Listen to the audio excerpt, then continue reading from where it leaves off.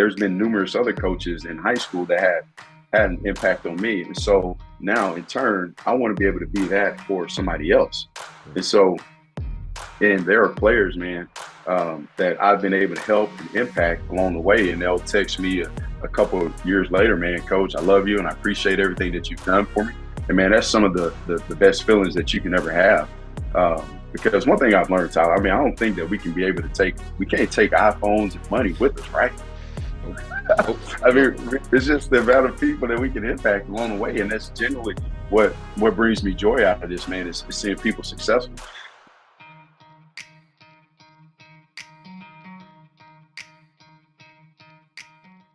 Welcome to the Elev8 podcast. I'm your host and coach, Tyler Johnson. Thank you for tuning in. And whether you've tuned in to elevate your mindset, your game, or just your day, you're in the right place. My guest this episode is a former college All-American and NFL draft pick, now collegiate football coach. He is also the author of The Recruit's Playbook. Welcome to the Elev8 podcast, Coach Larry Hart.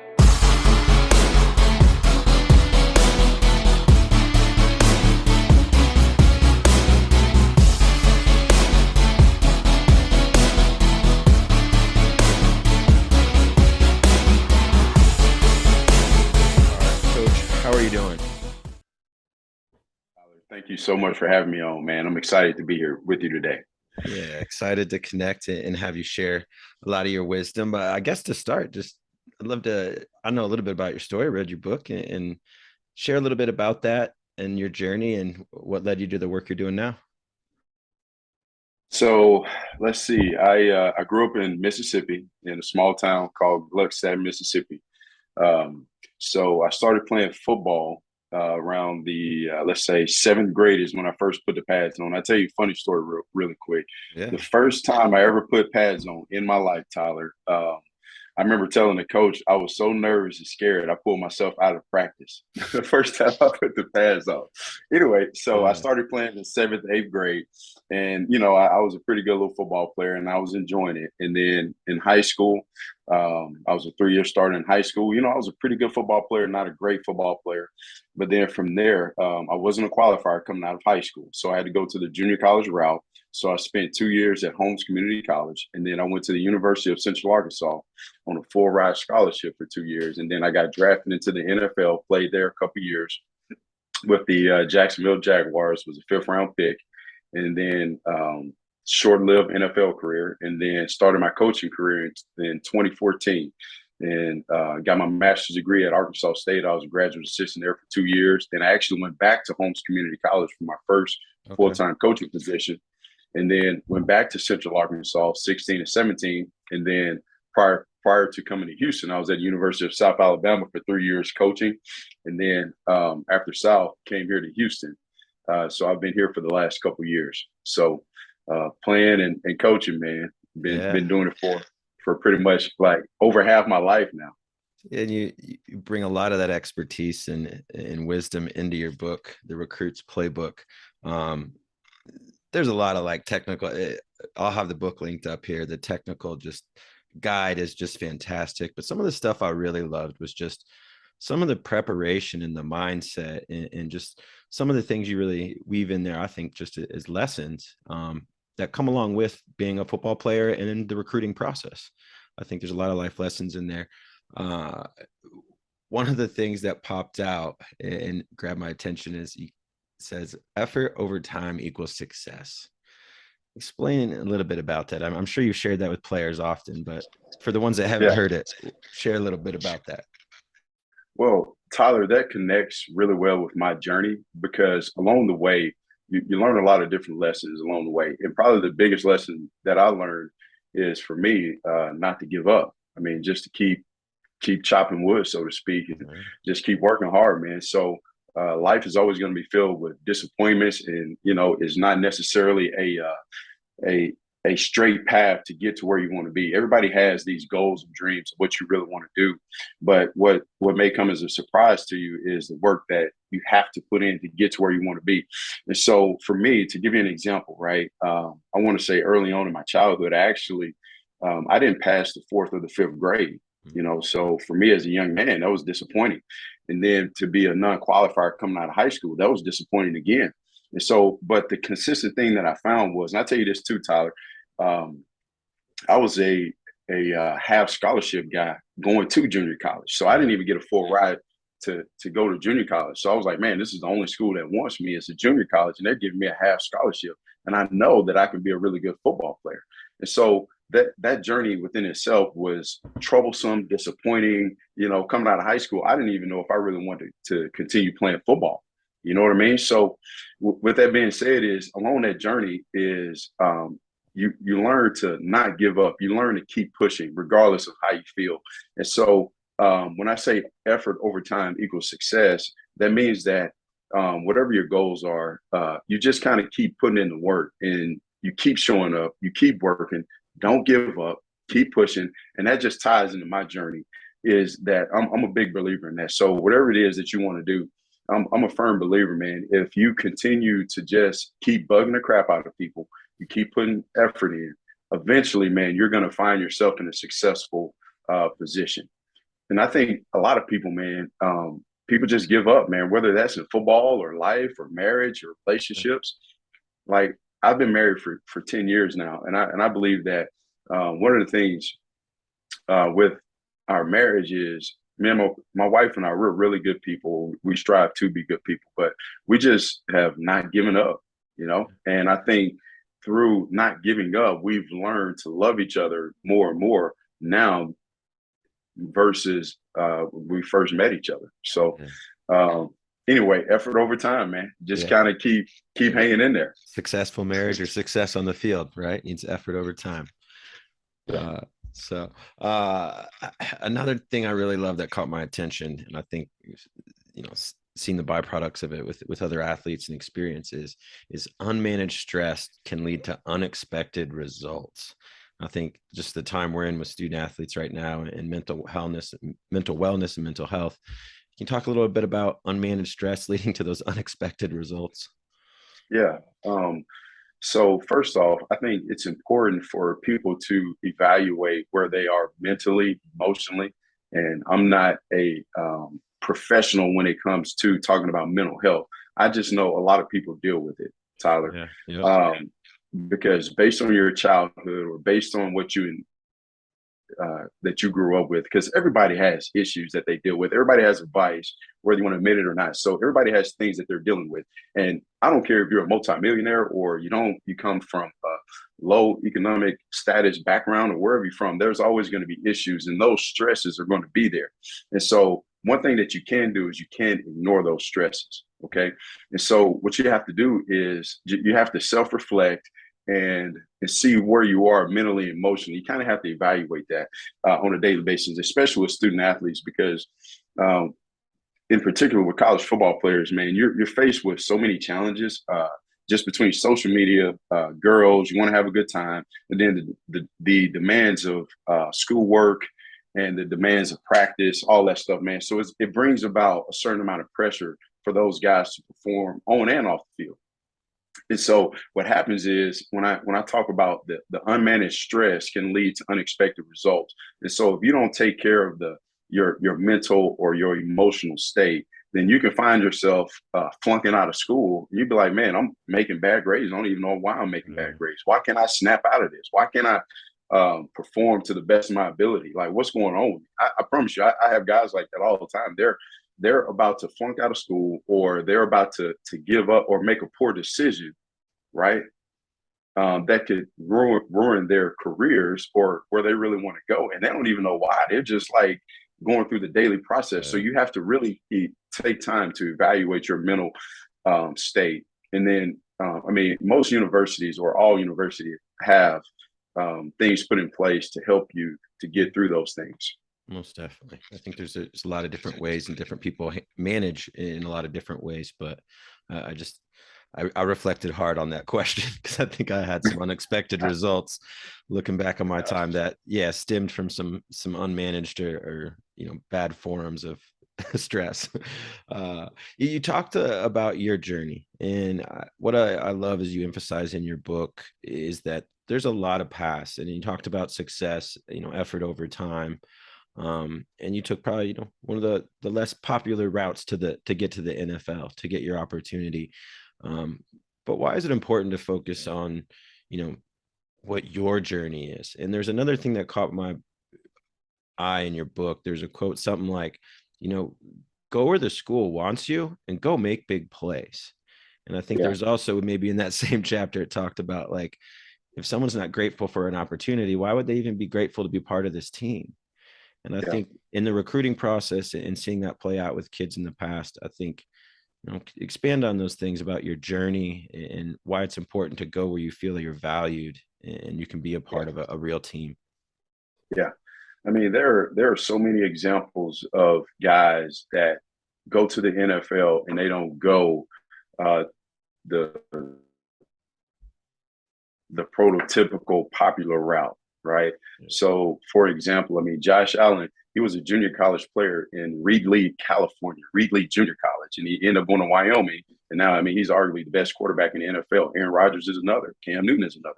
Where Cam actually went to Florida, got kicked out of school, Yeah. went to a junior college in Texas, and then ended up bouncing back, going back to Auburn. And so there's just so many different avenues and so many different paths that can get you to where you want to be. And so when I said that, go where you want it, right? Because sometimes, in the way it's kind of trending now, it's college football. There's politics exists, right? Let's just be honest there. Mm-hmm. And so if you have an opportunity to go to a small school like myself, and that in Central Arkansas really wanted me, I could tell that the coaches really wanted me. So what that means also is that those guys are willing to help you develop on and off the field. So they're going to be more invested in you. And I'm not in certain schools, if the bigger schools are, if you kind of like a fallback guy for them, I'm not saying that they're not going to help you, but it just seems like the schools that really want you are going to be more invested in trying to help you develop and being the best person. So for me, I always wanted to go where I'm celebrated, not tolerated, so to speak. And I think I would advise guys to go that route if it's getting close. You want to go to a place where coaches have been recruiting you for a long time and they've invested a lot in you, resources and all that stuff. That means that they really want you and they care about you. So for me, I think it would be more of a wise decision and go where you're a wise decision to go where you're celebrated, not necessarily tolerated. I like that. Right. You touched on grades a little bit, and I think one of my best friends, he ended up being a Marine, having a success in other avenues, but he would have had college football opportunities had it been not for his ninth grade and 10th grade grades. And Right. Yeah. he had a below a 1 point GPA, and then once he realized football might be a path, he was getting 3.0s, 3.5s, but it was too late. Yeah. And I think to parents or coaches that are listening, can you talk about why, and you do a good job in your book, about why grades in ninth and 10th grade are way more important than what we're doing in 12th grade? Yeah, it's really important that you get off to a good start, Tyler. Uh, when you get into the ninth grade, it's going to count. Like your ninth, 10th, 11th, and 12th grade is now everything's real is going to count. So you have to have 16 core credits, and obviously you look at it: four in your ninth grade, four in your 10th grade, four in 11th, four in 12th. So you got to have 16 core credits, and that's what the NCAA looks at is your core classes. So basket weaving. Uh, PE, dart throwing, whatever else, that stuff is not going to count towards towards your GPA. They're going to look at those 16 core classes that you have to have. And so if you don't take math or science or history seriously in the ninth grade, it's going to count, and it can have an impact on whether you qualify or not. And so, and a lot of guys, I've seen that so many times where your ninth and 10th grade year, you're immature like most people are, and you're not thinking about long term. And so then you find yourself like at your 11th grade or your 12th grade year trying to play catch up. And oftentimes, man, well, I won't say oftentimes, but sometimes it can't get you to where you're putting yourself in a tough position. And so in some schools, man, are let's say like if you're trying to go to Northwestern, so certain schools have a higher standard too. So you may be a guy that be getting recruited by Northwestern or Vanderbilt or one of those schools. And you're like, man, if I'd have just had a higher GPA my ninth, 10th grade year, I would have been able to get into this school. And so sometimes you can limit your recruiting because your GPA isn't high enough to get into certain academic schools, and those schools can be like, man, we love you and we want you, but your GPA isn't quite high enough to get in. And so I think that if you have your grades on point, that can also increase the amount of schools that can recruit you as well. Yeah. Right. So I was an FCS player myself, so came from that level, and Hey, but shout out to the FCS guys, man. that's right, that's right. But also parlay that the grade question because yeah, I was shooting to be an FBS player, but my opportunities landed where they landed, and I had some Division 2 opportunities. Had those ones not come, but when you get to Division 3, those grades become real important again because 100%. you're usually not getting athletic money, you're getting academic aid. Can you talk a little bit about why for the largest population of college football players, which is at Division 3, right? That's where the most college football players That's are. right. And then Division Yeah. two. Can you talk about why those grades are still important, based on kind of where scholarships and how they're allocated at the Division 2 to 3 level?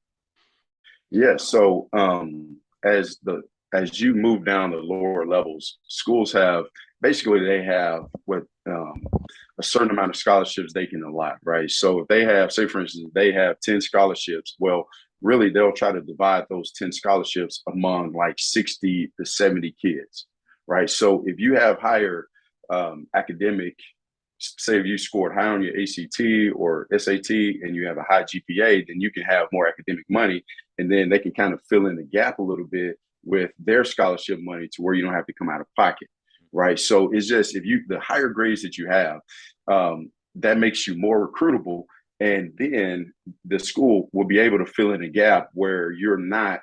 Where if your academics don't necessarily cover it, it makes it easier for them to cover up the rest that you have. And so head coaches kind of are looking at that and they're saying, okay, this guy has higher grades, whatever, and we can kind of fill in the gap for him right here to now he doesn't have to come out of pocket the higher grades that you have, right? And so I think that in the recruiting process, those coaches are sitting up there looking, and they got to be pretty good mathematicians too, right? To try to fill in these gaps. But they're sitting there looking at it, they're like, okay, this guy's got good grades here, and we know we can fill him up here, so we can get this guy. Versus if you don't have those higher grades, and they're like, okay, man, you're going to be a little bit too expensive because we're going to have to come out of our pool of money to try to get you there. So we may want to find somebody else that has higher grades, and that's probably a pretty good player too. And now we can potentially get a couple more players versus investing so much in one guy. Yeah. Because at those lower levels, they don't have a bigger budget to as far as like recruiting money to give out scholarships. They don't have as big of a budget as the higher level schools, so to speak. So they kind of try to make it work within their program to get as many kids in as possible. And I even some experience I had coaching at the FCS level here. We were able to find, if a kid was offered a 3/4 of a scholarship, Right. sometimes we were able to basically get it to full if he had a good GPA based on Colorado and the state's academic programs. And so right. They ended up, while 75% came from football, the rest was really made up by the work they did in high school is where they earn that money. And I think, starting in ninth grade, there's opportunities to earn scholarship money because even if it's not sports, there's way more academic money out in the world than there is athletic money. So no question. And I tell you this too, Tyler, you know this, man, now that you've gotten out of college and you know how important it is to not have debt coming out of college. I mean, golly, man. I mean, if you can, yeah. I mean, if you can come out of college and not have a 40 or 50 grand lingering over your head that you got to pay, right? Because as soon as you get out of college and you start paying your bills, man, you're like, oh crap, I got rent, I got my car note, and then you got car insurance and cell phone bill. You're like, crap.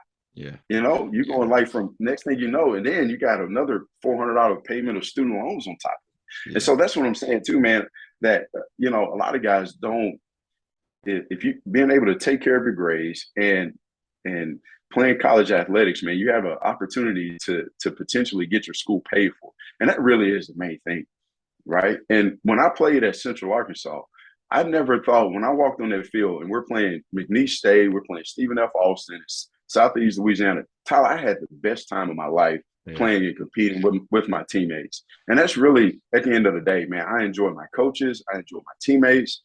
We had a good time. We laughed. We danced. We went to parties. Yeah.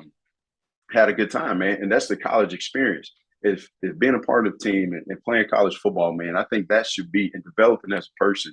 And hopefully, there's nothing wrong with going to Alabama, Clemson, Georgia, LSU. There's nothing wrong with that. But just know, man, if you have an opportunity to go to, Central Arkansas or Missouri State, right, and to get your school paid for, smaller schools, Division III school. I mean, Wisconsin Whitewater, man, trust me, you will have a really, really good time playing college football and competing with your teammates at the end of the day. I think, yeah, there's every individual kid has different factors into their decisions. And now, the portal is a lot easier access than probably when you and I played. I joke with some of my teammates, like, I don't even know how I would start the process when I if I was mad at my coach, like I didn't even know where the compliance office guy was. Like, right. and now, but I think that's also shown, and you probably, coached at different schools. It kind of, as this has kind of exploded, but some guys have come from FBS programs to FCS, and some have had opportunities to go the other way too. But I think I'm always focused on what's the best experience for you. And, some kids do have a reality. Hey, I'm not going to the NFL, but I do want to be on the field. I want to be part of a team. I want to play. And so there is a mixed bag of factors, but there's so many kids that I think, sometimes it's not about finding what society thinks is best for you, but it is finding the best thing for that young man, or that young athlete to fit in. So, I love in your book how you talk about just the mindset of things as well. And I think you also touch on there, and you work in a college atmosphere now. Can you touch on how, everything's being evaluated when kids, I think, when you go on that recruiting visit, maybe just touch on, how everything's being looked at some level. And then also maybe a couple, 2 or 3 good tips for some listeners that, hey, maybe you're taking your son or daughter on a visit, or a listener, you're going on one. What are some tips for those young people that might be stepping onto some campuses? Yeah. So first, I would say, Tyler, understand that college football, the way it's trending, it's a big business. Okay. And people are putting a lot of pressure on coaches to perform, to win, and to do it at a high level. I mean, around here now, I mean, they're very angry at us right now for being 3-3. I mean, they are coming after us, and they expect us to be a really good team, which is perfectly fine. So that pressure rolls downhill on coaches. Okay. And so if they're paying coaches, our head coach, I mean, he makes a lot of money. Okay. So with that being said, when recruits come on visits, they are evaluating everything. How do you interact with coaches? Like, they're also asking the guys that take them out on. So when you come on a recruiting visit, you hang out with coaches, eat, show you around campus. Then later on that night, you go out with some players that are currently on the team, and the coaches will come back and ask, like, how was he? Can you see that he fits in? Is he mature? Like, what kind of character is he? To get a little bit better insight. So they're asking the host, how was the recruit coming in? And then they're also kind of talking to your parents and getting a feel for your parents, yep. Right? And kind of they're basically kind of filling you out to see what type of person you are. Can you fit in? All of those. And I've seen guys, man, that, they come up on a recruiting visit and they're acting immature, and they're, not making good eye contact or just certain things. And coaches be like, okay, we kind of shy away from that guy a little bit because we don't think he would be a good fit.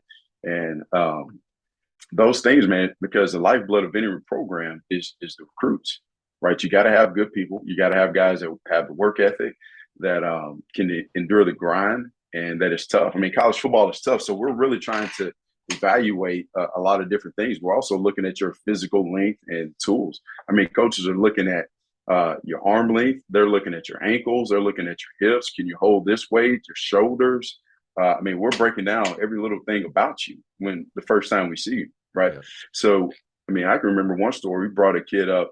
We liked this film, thought he was a good athlete, and we brought him up for a home game. And I mean, the coach sat right next to me and said, "Hey," he brought the strength coach there too. He was like, "Hey, man, I don't know if his hips can hold 240 pounds."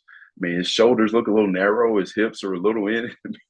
So it's pretty. I mean, it's really really detailed Yeah. to the evaluating process. So the couple tips that I would give young men, I mean, that are coming up on recruiting trips. I mean, you want to look coaches eye, look them eye to eye when you're making when you're communicating with them. Firm handshake. Be able to hold a conversation, man. If they ask you about your goals and what you want to be, you just want to have answers for those things. If they want to talk a little football with you, so just understand some of the schematics that you're doing with your current offensive coaches, or offensively or defensively. Just be able to hold conversations, be able to talk, uh, and just communicate properly. Those are a lot of things that coaches are looking for, because they want to know that you're going to be able to fit in the locker room. They want to know that you're going to be a guy that's going to come in and work and be disciplined and take care of your grades, all that stuff. Yeah. Those firm handshakes. I remember going down the recruit line when I was a college coach recently, and that was like the worst part of a Saturday. Those kids would crush my hands. like when I'm like, man, they all had firm handshakes, but man, I got through introducing myself to recruits, my hand hurt. Right. It's nice to meet you. I need some ice. Right. So if I put you in a time machine and send you back to visit 16-year-old you, Oh, the wisdom and the experiences you've gathered on your journey, what's something you would want to remind 16-year-old Larry? oh man, the how much the little things matter. Everything matters. How you treat people, your grades, um, work ethic. Man, if I could go back, Tyler, man, I would be in the gym every day. I'd be studying film every day.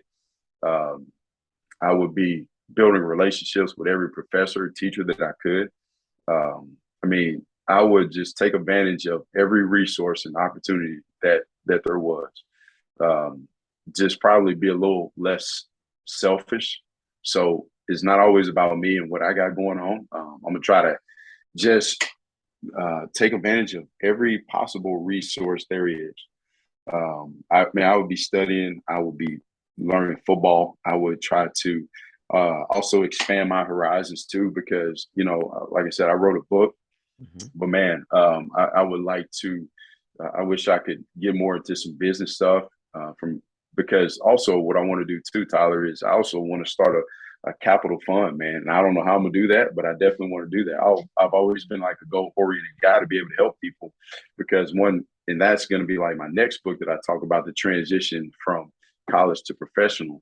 But it's called 4 to 40. But just being able to help young men also from a financial standpoint, because I guess I'm a little bit different. Everybody always teaches you to save money, but I also want to learn how to make money to have another income coming in besides just coaching, right? Or playing ball. You want to have another income. And so it's if I could tell my 16-year-old self all of that wisdom, that's what I would go back and tell myself. On the book, I'll be honest. When I first see someone sends me something about recruiting or a book, probably like you, I'm skeptical. And yes, I was, and I read your book, and I just haven't been on a high school staff, a Division I staff, haven't played FCS. It's full of great information, especially timely, relevant, and steps for kids to take literally from 8th grade to wherever they may go. But what was it that made you want to write it? What was it that inspired you? Like, I got to put this out there and help some people. Okay. So to be honest with you, man, I've always wanted to write a book. So I remember in 10th or 11th grade, and Tyler, this was the type of guy I always was. I've always been a big dreamer for whatever reason. That's Dream just been big, me. baby.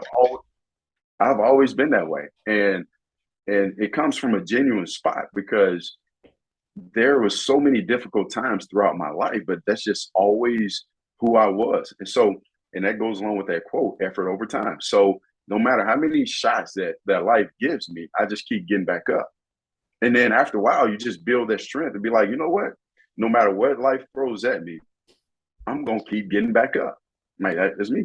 But anyway, what made me want to write the book was, first off, I always wanted to write a book for whatever reason. So when I was young, I'd always have a little journal, writing stuff down. But then one day, I was over a good friend of mine. I was over his house, and we were sitting down having dinner. And he told me, he said, Larry, somebody would write a book on the recruiting process. Man, that book would do really, really well. And I said, you know what? I'm gonna do it. I'm gonna start writing this book. And so my wife, who's an English teacher, she Nice. kind of did a lot of editing for me. So that was a Nice. blessing. And so I just started writing stuff down, man. And I kind of framed the book and the way I wanted to flow and go in order. And I just started writing and writing and writing. And we sent some messages out to publishers and agents and all that stuff. And just one thing led to another, and it just kind of kept rolling, man. Well, it's Yeah. linked up to this podcast. I definitely recommend it. It's full of great stuff. But last question to kind of wrap us up. Making that transition from player to in the coaching world. What brings you joy about what you do with young men, and what brings you joy through coaching? Man, it's a great question. What brings me joy is the ability to impact young men. I absolutely love it, Tyler, because I remember myself being younger and what it would have meant for me, or what it has meant to me to have coaches impact my life. And so the guy that's currently the D-line coach here at the University of Houston, he coached and recruited me back in college. And he gave me my first college job, right, as a graduate assistant at Arkansas State. And so we've just been connected, I mean, almost as a family, for my coaching career. And there's been numerous other coaches in high school that had an impact on me. And so now in turn, I want to be able to be that for somebody else. And so, and there are players, man, that I've been able to help and impact along the way. And they'll text me a couple of years later, man, coach, I love you and I appreciate everything that you've done for me. And man, that's some of the best feelings that you can ever have. Because one thing I've learned, Tyler, I mean, I don't think that we can't take iPhones and money with us, right? Nope. I mean, it's just the amount of people that we can impact along the way. And that's generally what brings me joy out of this, man, is seeing people successful. Because here's another big one that a quote that I love to say, Tyler.